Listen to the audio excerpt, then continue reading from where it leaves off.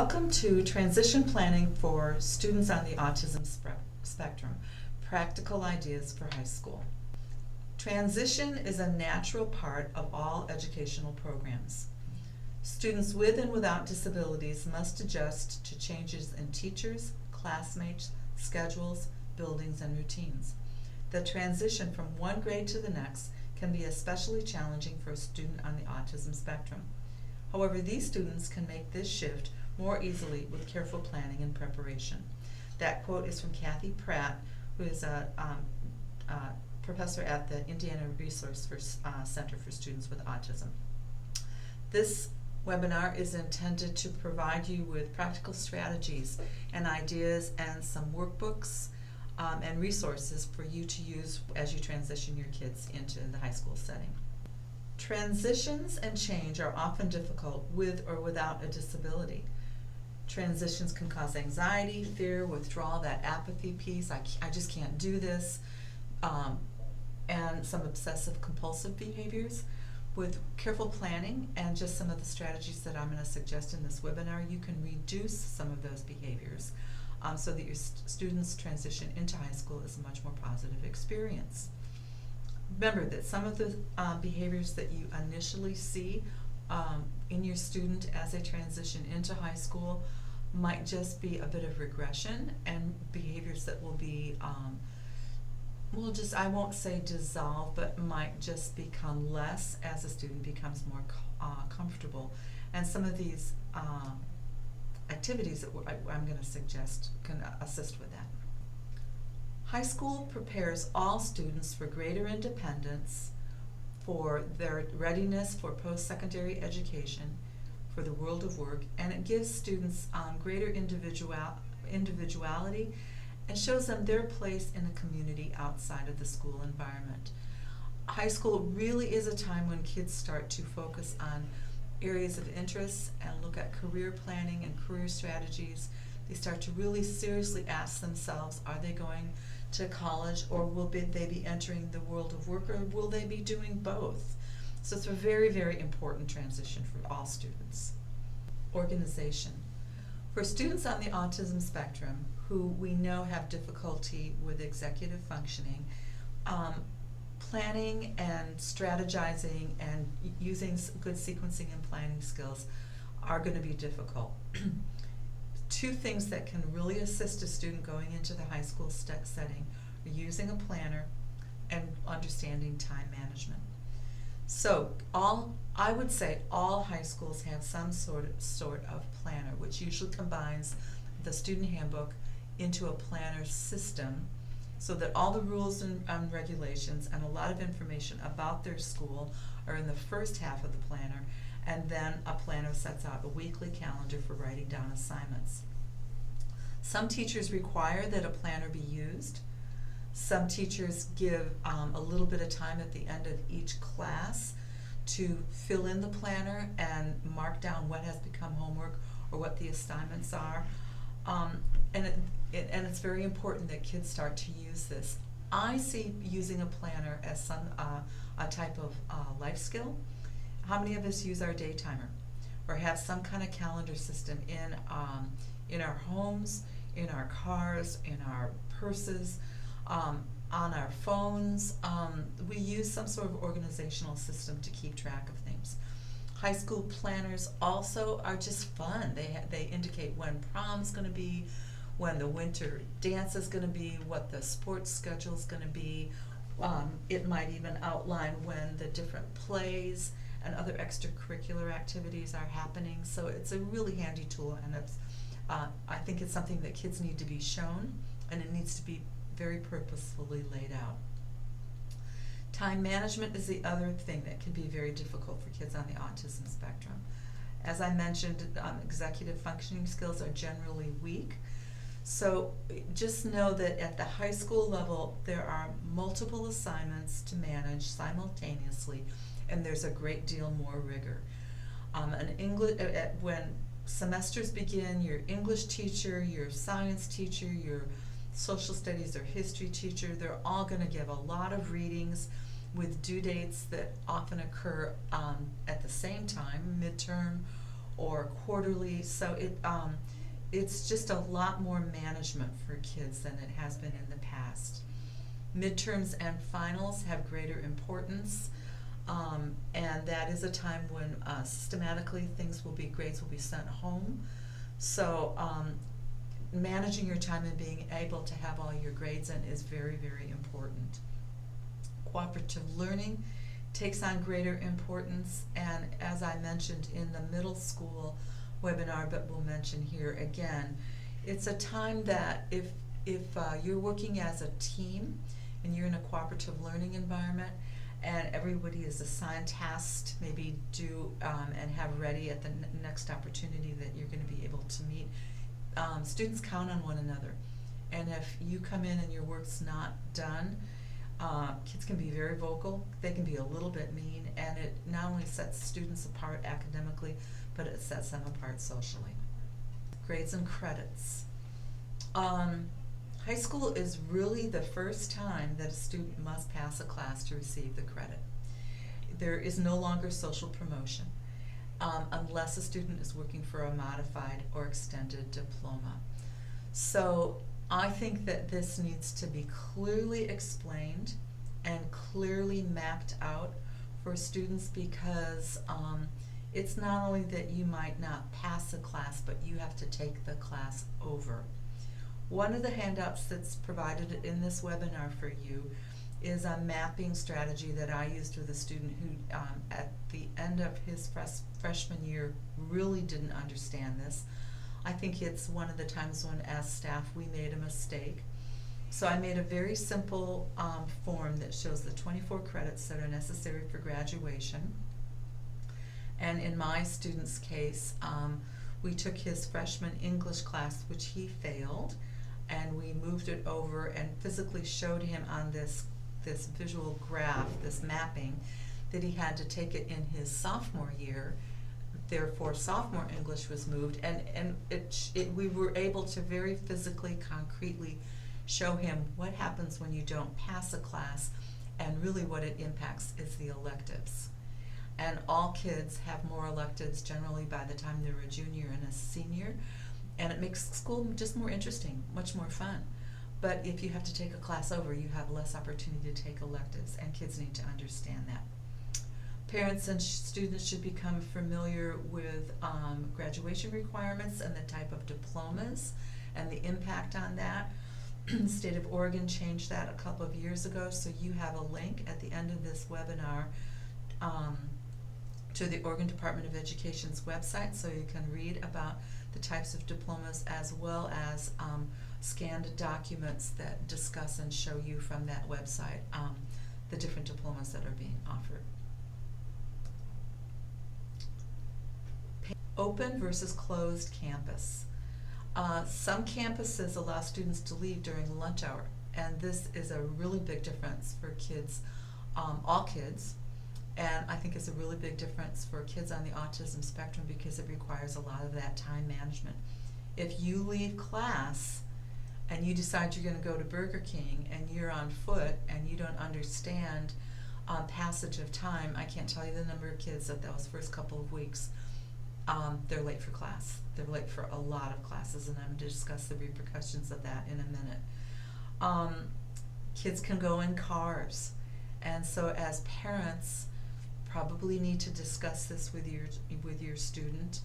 Do you want them to do that? How do they deal with that kind of temptation? Those are all things that you have to discuss, and discussing all the different lunch options. There's still a cafeteria, there's still a daily offering, but there's huge a la carte offerings. Lunchrooms are used, but I think another thing that kids are kind of shocked by at first is that the school is just open. Not only can you leave campus, but the school is open. Kids are all around campus.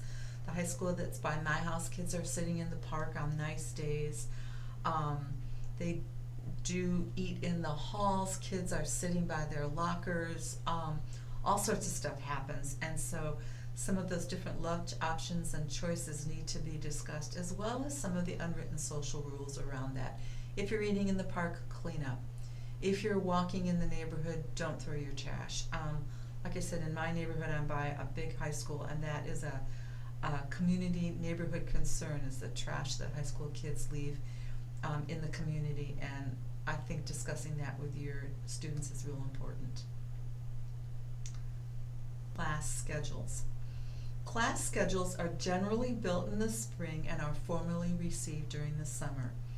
So your student, your child, might be building a schedule in the spring, selecting electives that they hope to have when they receive their schedule, and that can change. For students who are not very flexible, even though you make a first and second choice, they might not get the elective that they hope to get. Lots of schedules change in August. You can go in and you can meet with your school counselor and discuss possible alternatives, but I think kids need to realize that they don't always get their first choice. There are required classes, and then there are the electives, and they need to understand that. Class schedules do change, like I mentioned, if you fail a class.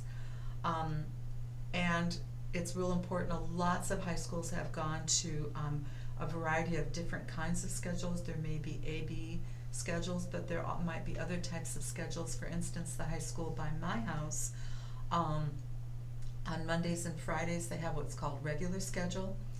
And then on Tuesdays, Wednesdays, and Thursdays, classes go to 90 minutes. So there's a different kind of rotation. There are assembly schedules, there's late start, there's A-B, there's this rotating 90-minute option.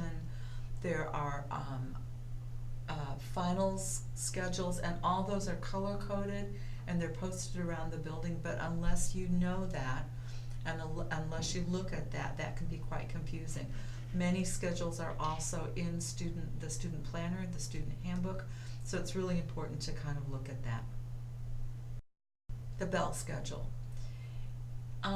Unlike middle schools, most high schools have a bell schedule. Middle schools generally don't, and there is it's set in stone.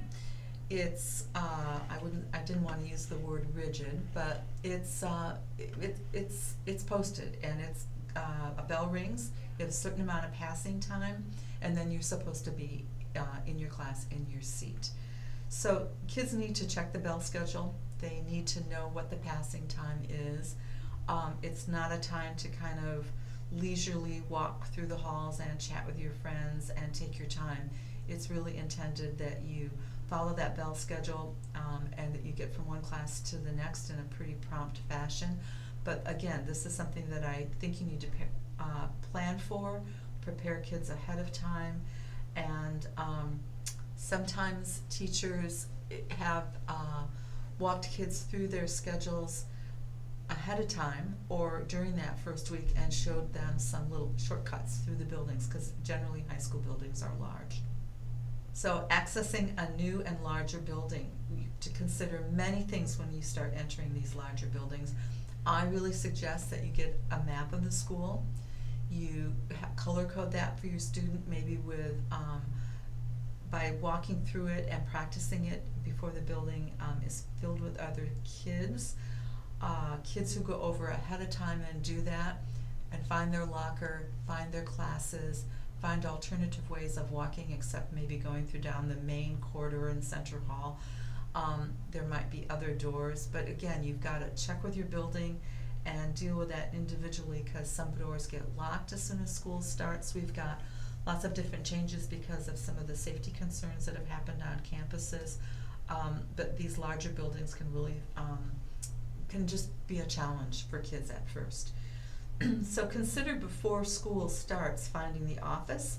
There could be the main office, and then there could be an office area where the principal and vice principals are located. Find your school support staff and your school support services. That might be where you get your books and supplies. And all students should do that before school starts, and it's a really important thing to find and know where you can get supplies if you run out of them or leave them at home. Find your counselor's office. Introduce yourself to a counselor. Students who do this and develop that relationship, the school counselor is a critical person at the high school level for many, many things, from discipline to social interaction to sometimes if parents want to get all their teachers together and talk about their students' individual needs, you go through your school counselor and you call what's called a staffing. And the school counselor is the person who organizes staffing after school, and that is the time when all teachers come together to talk about the learning needs of a particular student. Go to the library. Libraries are much different in high schools. They're larger. There's technology. There's places to use reference materials. There's places to go and study. Some English teachers do take kids down there in some organized fashion, but the library is usually a more open service, and students need to know how to use that service. It's important to go to the gym. It's important, like I said, if you listen to the middle school webinar, it's important to look at, are there lockers or are there baskets? Are they locked or are they open? It's generally not very private, and students are going to dress down. So it's important to go to that gym and look at the lockers in the locker room. It's important for our students to find their locker before school. And I mentioned this in the middle school webinar, but I'll mention it again. There are too many kids who carry every single piece of material and all their books with them in a backpack all day long. And it's cumbersome, it's hard on their back. So a little tip that I will share is for students who have difficulty with that organization and don't know when to swap out their books, I get two kinds of colored painter's tape. And I'll tape the morning books and things that they need with the blue painter's tape on the spine. I'll tape the afternoon books with another color, say the green painter's tape. And I specifically teach a rule that you take all the blue books with you in the morning, and then you change them during your lunch hour and put the blue books back and take all the green books out, and those are the ones that you have in the afternoon. And then you return to your locker in the evening and you take home only those books that you need for your homework. So teaching a system for using your locker and how to manage that system is really important.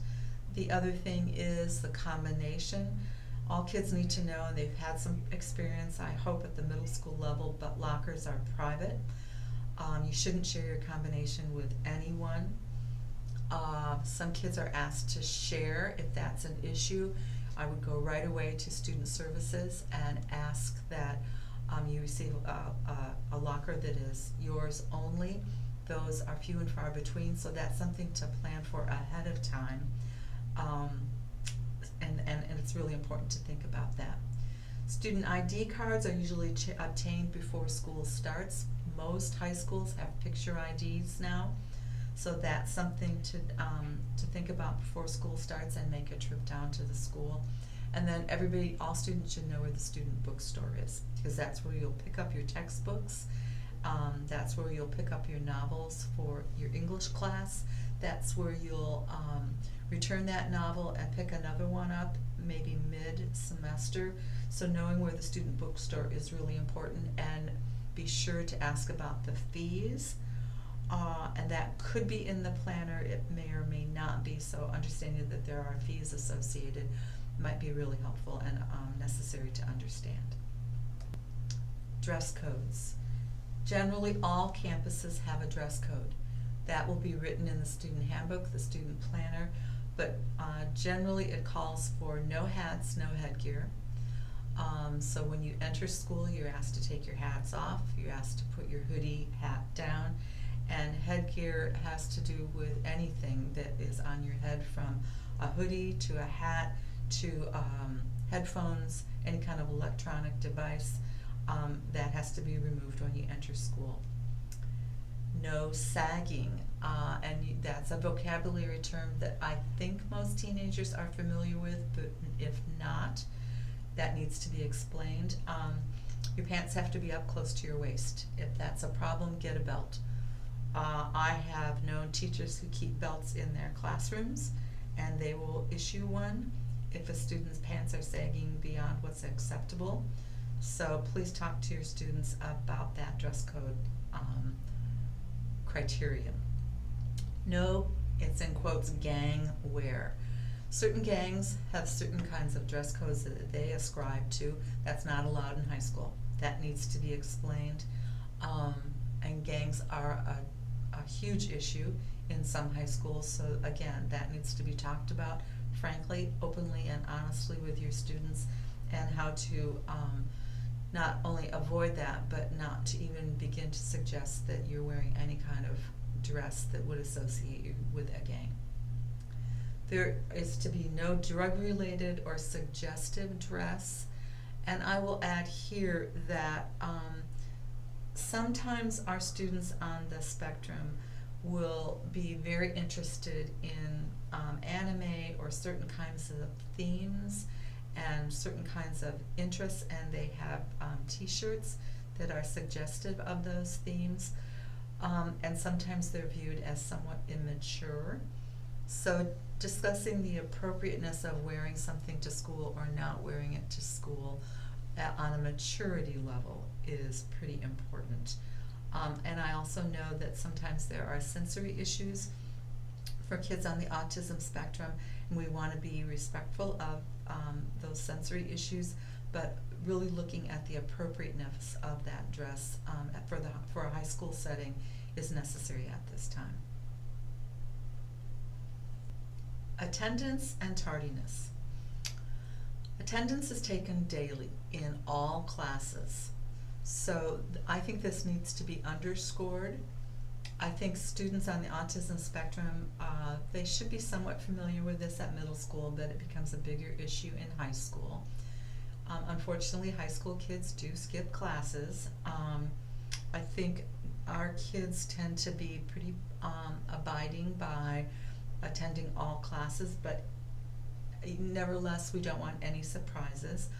The biggest issue, I think, can be tardiness and understanding absences. The office still does require that absences be excused or unexcused, and keep track of that, and that does affect your grade. Tardiness, if a kid starts to become tardy in a class on any kind of regular basis, I hope that a case manager would become aware of this, because it might be showing students the shortcuts around the building. It might be that our students have stopped somewhere, or don't understand passage of time, or have built some other routine into their day that is causing them to be tardy, and that maybe needs to be unlearned. But absences, and particularly the tardies, can become cumulative. Students can be approached, and it can be dealt with in a disciplinary fashion, and students can receive referrals and therefore detentions for this. And so again, I'm just not a believer that there should be any surprises, and we should be working with students to understand these rules and routines. Assemblies. Assemblies are a large part of school spirit and school pride, and a way for audiences to receive a lot of information at the same time. There are pep rallies and assemblies. There are assemblies that are sometimes because a play is going to open. There are awards assemblies. There are guest speaker assemblies. There are assemblies that pit sort of the freshman class against the senior class. In the Portland metropolitan area, there are Rose Festival assemblies. So there are a variety of assemblies. They're generally very, very fun. But I put this into this webinar because they can be loud, crowded, and confusing. And for a student on the autism spectrum who has sensory issues, assemblies can be very, very difficult. Some assemblies are in the gym, that's cavernous and can be really loud. Some assemblies are in the auditorium, and if they're around a play or something else, they can be dark. And so I think discussing that with your student and preparing students ahead of time is a really important thing to do. And sometimes preferential seating in an assembly has been a way to provide some comfort, but in rare cases there has to be sometimes the option to opt out of an assembly and go to an assigned area. But again, it needs to be discussed ahead of time and planned for. Clubs and activities. In high school, there are lots of clubs and different activities, and it's a time to explore interests in greater depth. Unlike middle school, which is really to be exploratory and is to give a wide sort of experience in lots of different areas, high school really is a time to go in greater depth in things. And clubs and activities are a way to provide a student with that. It's a great way to express yourself, so take a student who might be interested in art. There might be an art club. There might be a club that does organizes students, and they do after-school activities around art-related interests. There might be clubs that have to do with service learning. I took students in the Portland area to a church on Friday nights that served homeless people. So that kind of service learning is something that students can become involved with. And as a resource teacher, autism specialist, I took students a couple of times to help them get over maybe some of that initial nervousness and to look at different tasks that the student might be comfortable with, and then parents started taking their child on their own. But it's a great opportunity to meet other students who have similar interests. But I think you have to decide which one's right for you. Are you going to choose a club or an activity that happens during school time, or are you going to choose a club or activity that happens outside of school, or there might be some kind of combination. It is a time commitment, but I really hope that kids consider that, because there really is, it is my belief that the more a student can become involved in these kinds of offerings on campus, the more they're going to meet other students who have the same interests, and it just makes the high school experience richer. But again, I think some careful planning needs to be thought of, because some structure sometimes needs to be incorporated. After school and weekend activities. Most high schools have athletics, team activities, service learning, and dances. And those generally happen in the evening and sometimes around the weekends.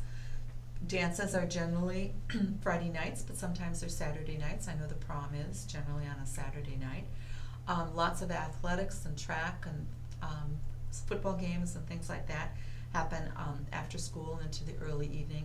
But again, these are just other opportunities that students can become involved with and meet other students. They're fun, and I think just they can become lifelong activities that a person does as they mature into the adult world. So I encourage all students to get involved, but some structuring around that, some explanation, and maybe some adult supports as you prepare for that might be necessary. Page 16, work experience. Generally, work experience and off-campus opportunities for work experience and shadowing is provided to a student their junior or senior year. This is an opportunity for students to enter the world of work, have some adult coaching as they have that experience, and it can be combined with coursework. It might include traveling. It might include traveling to and from the job, and it might include traveling on public transportation. Some school districts have a work experience coordinator. Work experience. Generally, work experience and off-campus opportunities for work experience and shadowing is provided to a student their junior or senior year.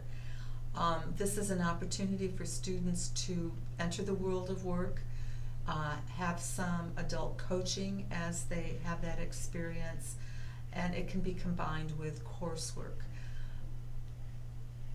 It might include traveling. It might include traveling to and from the job, and it might include traveling on public transportation. Some school districts have a work experience coordinator. I would encourage, as that high school experience progresses, for students to contact the work experience coordinator, meet with them, and explore opportunities for work experience as they progress through their high school. In conclusion, careful planning for transition benefits everyone. So I hope that you found this helpful and some of the tips were available to you. Please take a look at the resources that are at the end of this webinar. I've offered some templates for workbooks and activity books that can be given to a student in the spring to explain high school as they transition into the high school setting. I mentioned some of the visuals that I've used with students at the high school level to understand credits and progressing through high school and gaining credits. So please take a minute to take a look at the resources that have been available. Then one final mention is that there is a transition planning guide. It's called a toolkit that was written by Phyllis Coyne when she was working at the Columbia Regional Center. We have a link to that, and it is very, very complete, comprehensive, and filled with a lot of information on high school transition and that very important transition from high school into the workplace. So that's there for your help too. Thank you so much for listening to this webinar. I hope it was helpful. For more information, please visit our website.